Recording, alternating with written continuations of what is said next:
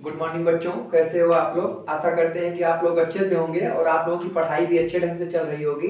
बच्चों, हम लोग इस समय इतिहास का टॉपिक यूरोप में राष्ट्रवाद का उदय पढ़ रहे हैं और इसके अंतर्गत हमने 4 पार्ट आप लोगों को पढ़ा दिए हैं वीडियो के माध्यम से।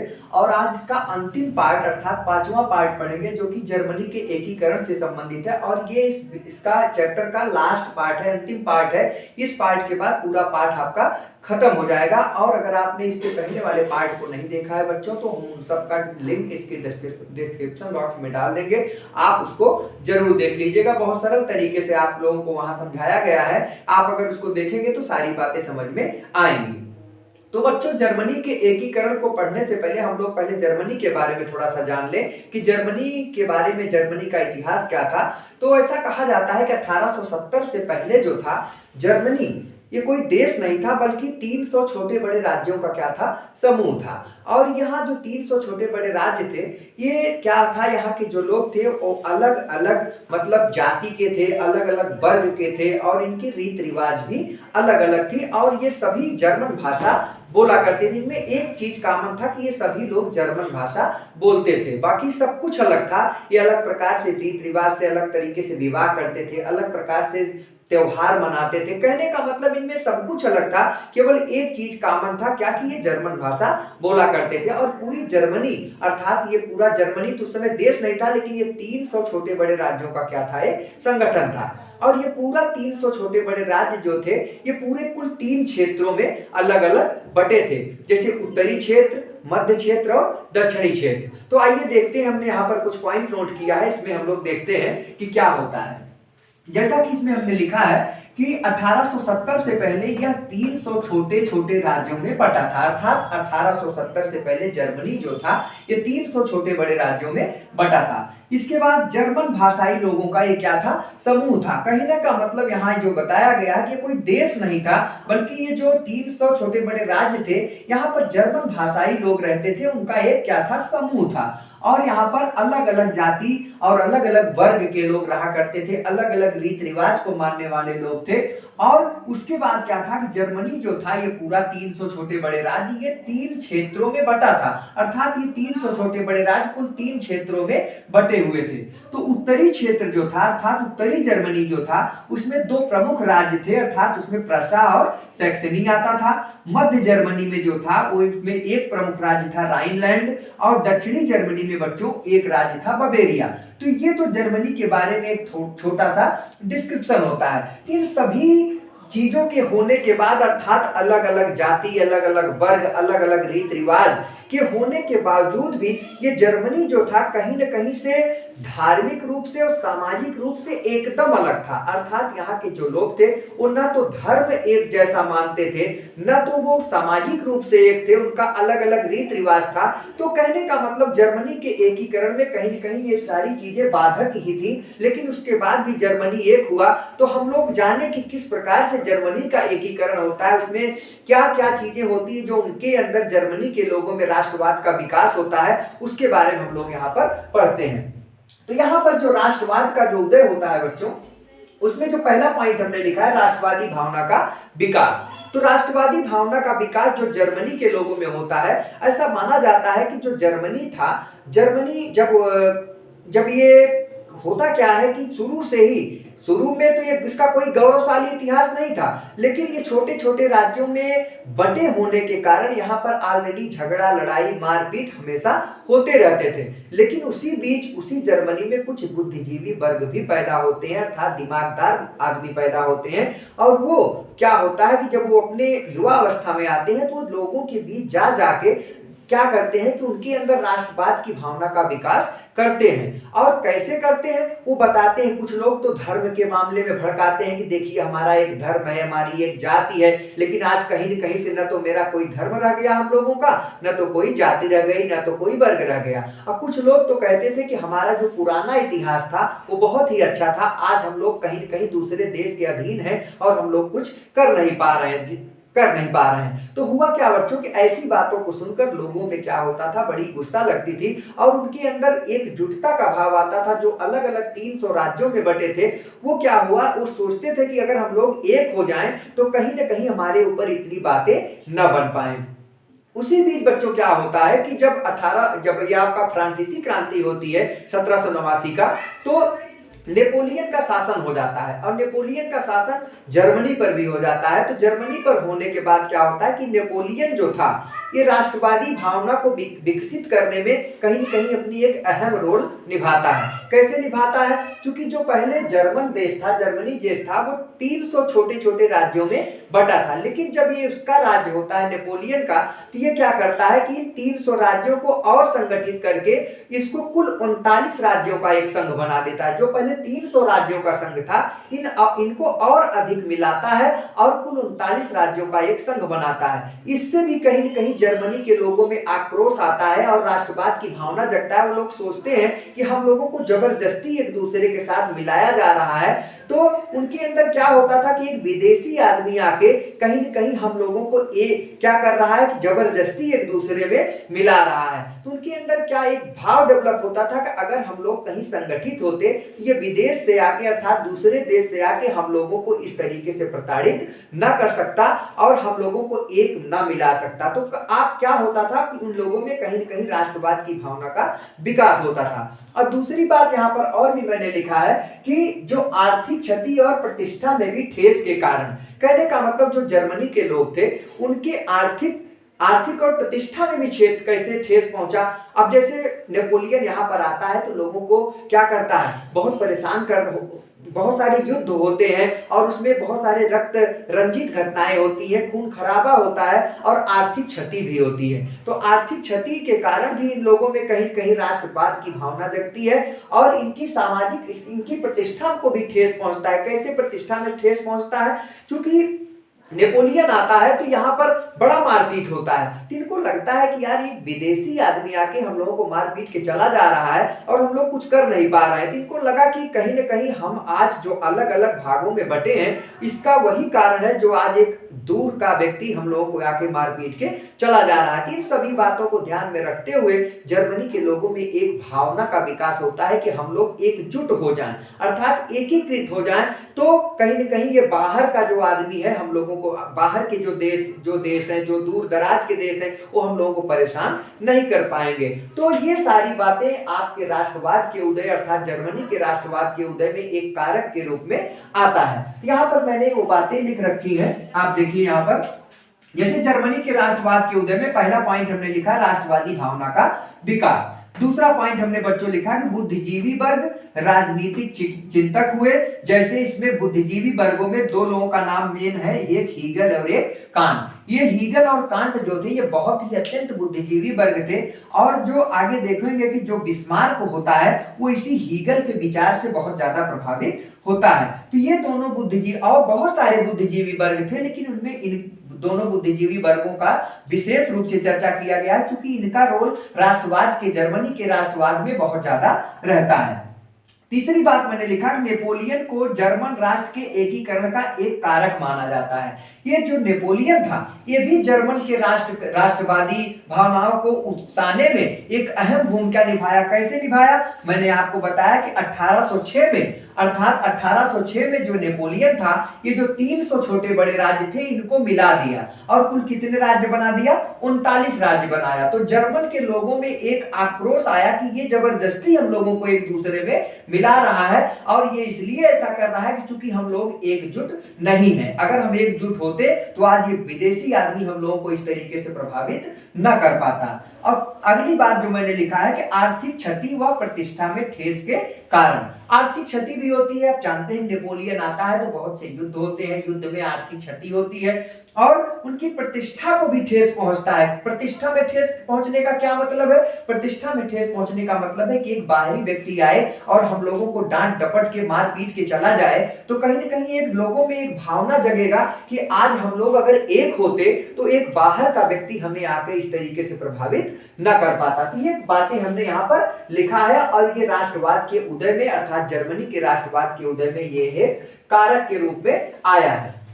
इसके बाद होता क्या है बच्चों कि जब 1815 में जब नेपोलियन हार जाता है तो वियना की संधि होती है, हमने आपको पहले भी इसके बारे में बताया है, 1815 में वियना की संधि होती है। और वियना की संधि होने के बाद जो जर्मनी था वो किसके अधीन चला जाता है, ऑस्ट्रिया के कब्जे में आ जाता है, उस पर ऑस्ट्रिया का पूरा अधिकार हो जाता है, मतलब पूरा शासन प्रशासन वियना की संधि के बाद ऑस्ट्रिया उसको अपने कब्जे में ले लेता है। किसको, जर्मनी को। और जर्मनी में कहीं ना कहीं प्रभाव किसका हो जाता है, मेटरनिख का प्रभाव हो जाता है, क्योंकि पूरा कब्जा ऑस्ट्रिया के हाथ में आ जाता है। और ऑस्ट्रिया का चांसलर कौन होता है, आपका मेटरनिख। और मेटरनिख के बारे में हम लोगों ने जान रखा है, मेटरनिख एक घोर, क्या कह सकते हैं कि घोर आपराधिक प्रवृत्ति का व्यक्ति था, और वो कभी नहीं चाहता था कि किसी जगह पर राष्ट्रवाद की भावना पनपने पाए।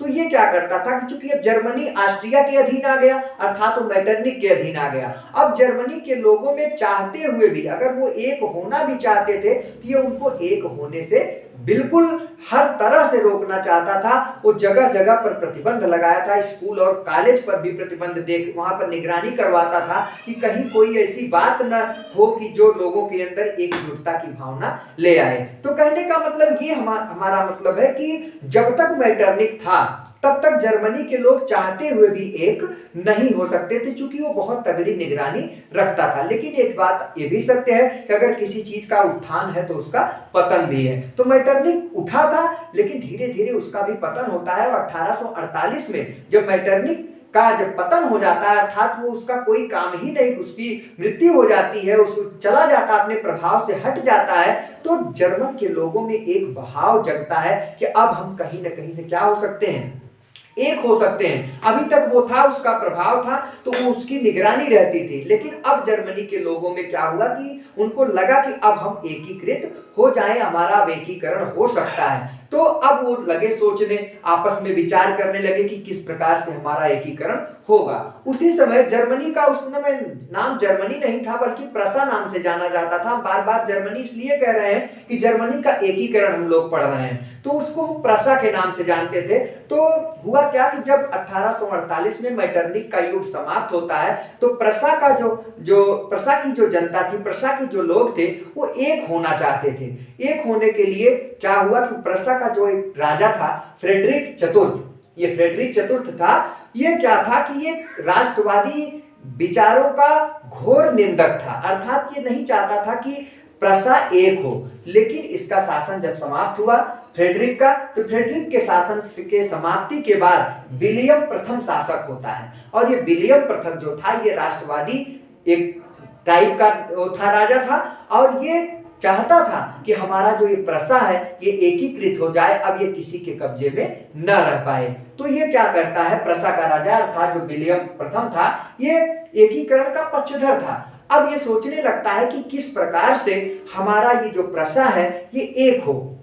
इसने एक क्या करता है, मीटिंग बुलाता है। ये सोचता है कि अब हम अपने सैनिकों का, अपने सेनाओं, अपना जो सेनापति हैं, जो मंत्री हैं, सबको बुलाता है, सभा में बुलाता है और विचार विमर्श करता है। कौन, विलियम प्रथम। और ये चर्चा करता है कि देखो अब हम लोग, हमारा पूरा प्रसा एक होना चाहता है और इसको एक होने की जरूरत है। लेकिन एक होने के लिए सबसे पहले जरूरत है कि जो प्रसा पर जो अधिकार था ऑस्ट्रिया का और फ्रांस का, तो सबसे पहले हमें क्या करना पड़ेगा, ऑस्ट्रिया को और फ्रांस को यहाँ से भगाना पड़ेगा। तो भगाने का मतलब ऐसे तो भागेंगे नहीं, इनको क्या करना पड़ेगा, सेना के माध्यम से। अर्थात इनको हम चाहे जिस विधि से, अर्थात चाहे दंड से, चाहे जिस साम दाम दंड भेद कुछ भी लगाइए, पहले इनको हम अलग करें, तब जाके हमारा ये प्रसा जो है एक हो सकता है। तो मंत्रियों से सलाह करता है। लेकिन मंत्री जो थे इसके कार्यकाल में वो बड़े ही मक्कार टाइप के थे। मक्कार क्यों थे, क्योंकि वो फ्रेडरिक के समय के मंत्री थे और फ्रेडरिक नहीं चाहता था कि आपका ये प्रसा एक हो। तो ये टाल मटोल किया करते थे, अरे ठीक है कोई बात नहीं, ऐसे चलने दीजिए। तो इसको लगा विलियम प्रथम को कि ये इन मंत्रियों के माध्यम से प्रसा कभी भी एक नहीं हो सकता है।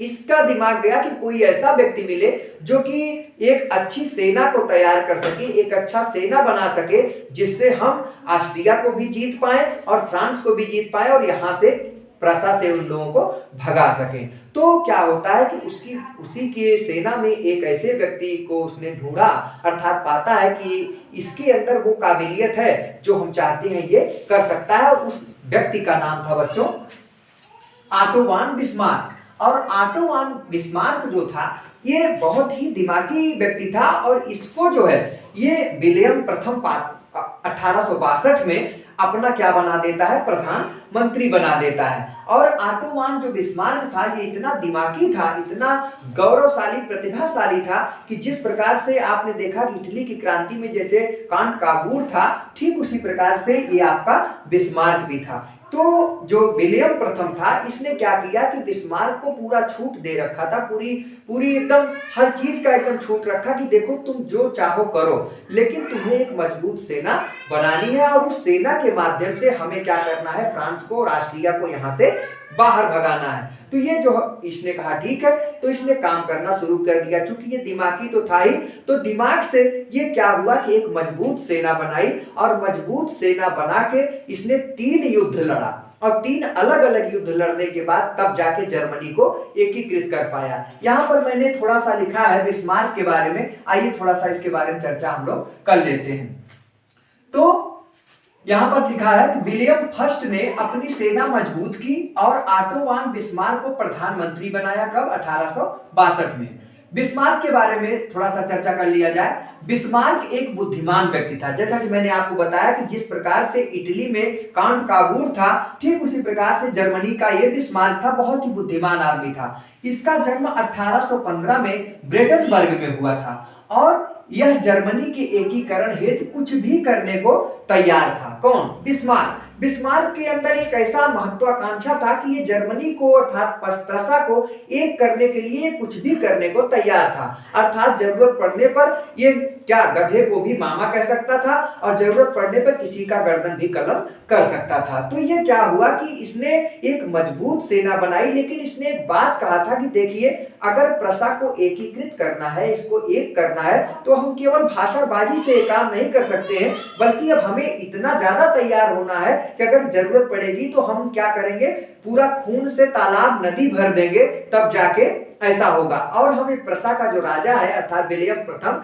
उसके नेतृत्व में हम लोग काम करें, तभी जाके प्रसा का एकीकरण हो सकता है। इसलिए जो बिस्मार्क था इसने एक नीति अपनाई थी, उस नीति का नाम था रक्त और लौह की नीति।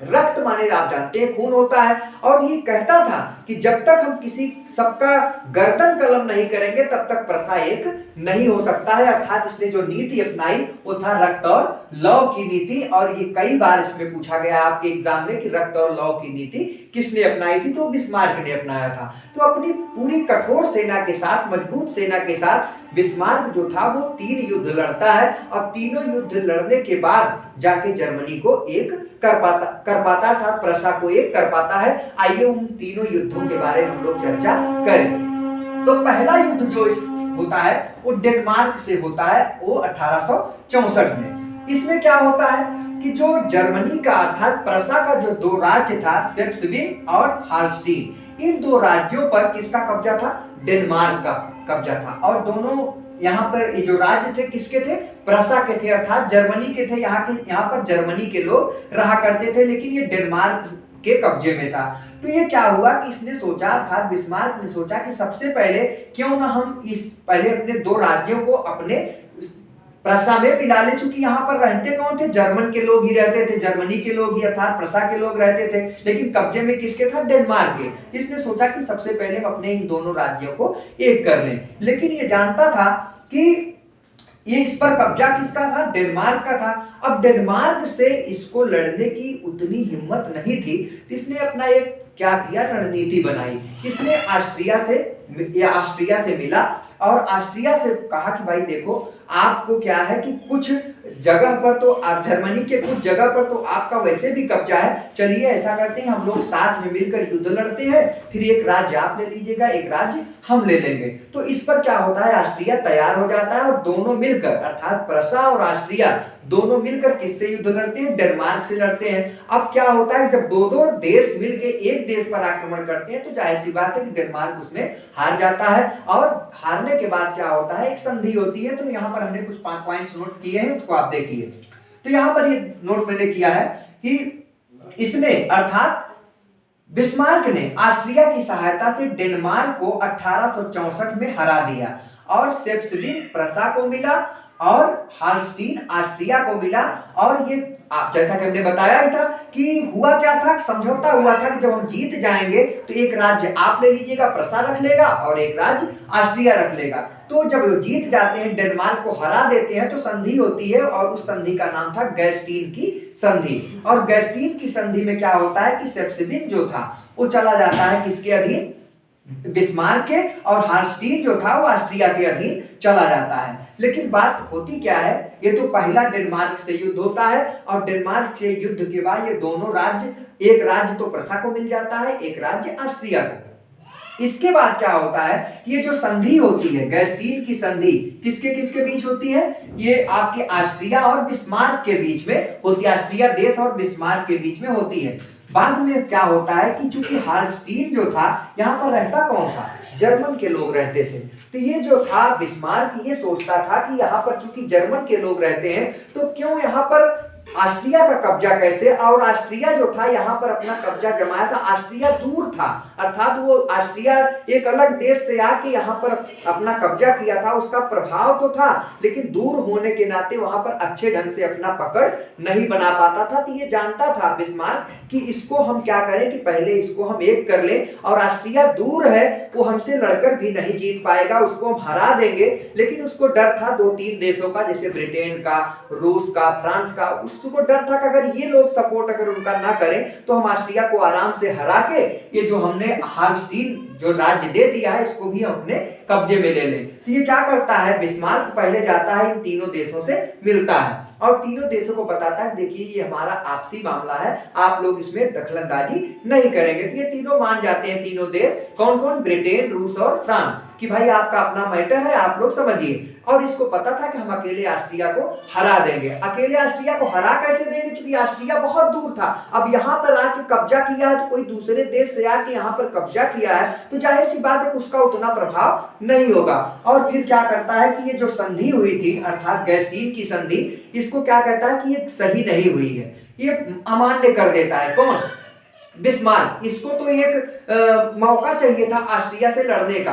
तो ये कहता है कि जाता है ऑस्ट्रिया, बोलता है कि भाई देखिए ये जो हाल्स्टीन है इसमें जर्मन के लोग रहते हैं, जर्मन भाषी लोग रहते हैं, तो ये आपको कैसे मिल सकता है। लेकिन ऑस्ट्रिया फिर कहता है भाई संधि जो हुई थी उसके अनुसार हमने इसको, हमें मिला था। कहे भाई संधि से क्या मतलब है, संधि सही नहीं है। अर्थात दोनों में क्या होता है, झगड़ा झंझट छिड़ जाता है और फिर युद्ध होता है। और युद्ध होने के बाद क्या होता है, प्रसा का और ऑस्ट्रिया का युद्ध होता है, और इसमें ऑस्ट्रिया को प्रसा क्या करता है, बुरी तरीके से हरा देता है। और हराने के बाद फिर क्या होता है बच्चों, आइए थोड़ा सा इसमें हम लोगों ने कुछ पॉइंट्स नोट कर रखे हैं, उनको देखते हैं। जैसे प्रसा और ऑस्ट्रिया का युद्ध, ये जो युद्ध लड़ा गया उसको सेडेवा का युद्ध कहा गया। आप लोग नाम को याद रखा करिए, क्योंकि एग्जाम में आपसे पूछा जाता है, आप नोट्स भी बनाइए तो इस ढंग से बनाइए कि किस युद्ध में कौन कौन से देश लड़े थे और उसका परिणाम क्या हुआ था। तो प्रसा और ऑस्ट्रिया जो आपस में लड़ते हैं वो सेडेवा के युद्ध में लड़ते हैं। और ये क्या हुआ,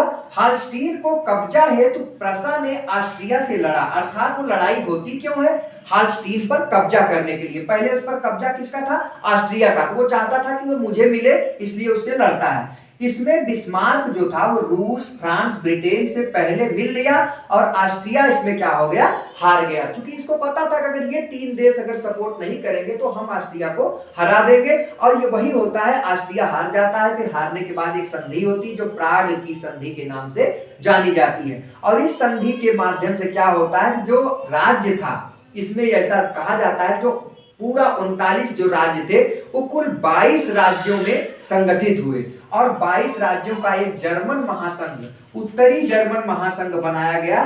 किस संधि के द्वारा, प्राग की संधि के द्वारा। और ये जो 22 राज्यों का जो संघ बना, उसका जो राजा हुआ वो कौन था, प्रसा था। अर्थात 22 राज्यों का जो संगठन हुआ उस पर कब्जा किसका हुआ, प्रसा का हुआ। तो इस प्रकार से ये दूसरा युद्ध किससे लड़ा गया, प्रसा ने किससे लड़ा, ऑस्ट्रिया से। पहला युद्ध किससे लड़ा था, डेनमार्क से। अब यहाँ पर तीसरा जो था, अब उत्तरी भाग तो लगभग पूरा प्रसा अपने कब्जे में कर लिया था, लेकिन दक्षिण के 4 राज्य ऐसे थे जहां पर जो है फ्रांस का कब्जा था। अब ऑस्ट्रिया को तो उसने हरा दिया, अब फ्रांस को भी हराने का काम वो सोचने लगा, कौन? बिस्मार्क। अब वो दक्षिण के राज्यों को किस प्रकार से मिलाए, अब वो प्लान बनाने लगा कि कैसे करें, क्या करें कि दक्षिण के जो 4 राज्य हैं वो भी मेरे कब्जे में आ जाए। उत्तर के जितने राज्य थे इसने ऑस्ट्रिया को मार डांट के किसी प्रकार से उनको हरा के हटा दिया और 22 राज्यों का एक उत्तरी महासंघ बना लिया। अब दक्षिण के जो राज्य थे 4 वही बाकी थे और वो कब्जे में किसके थे? फ्रांस के कब्जे में था। अब ये सोच रहा था कि मुझे मौका मिले तो अब हम क्या करेंगे, फ्रांस को भी हरा देंगे। और इसके पास इतना क्षमता था उस समय, इतना डेवलप हो गया था, इतना पावरफुल हो गया था कि इसको पता था कि हम फ्रांस को हरा देंगे। लेकिन अब ये मौके की तलाश में था कि किस प्रकार से हम फ्रांस से युद्ध लड़ें। और उसी समय जब ये अपना दिमाग लगा रहा था, क्या दिमाग चल रहा था कि कैसे दक्षिणी क्षेत्र को अपने कब्जे में मिलाएं, उसी समय स्पेन में उत्तराधिकार का युद्ध छिड़ गया।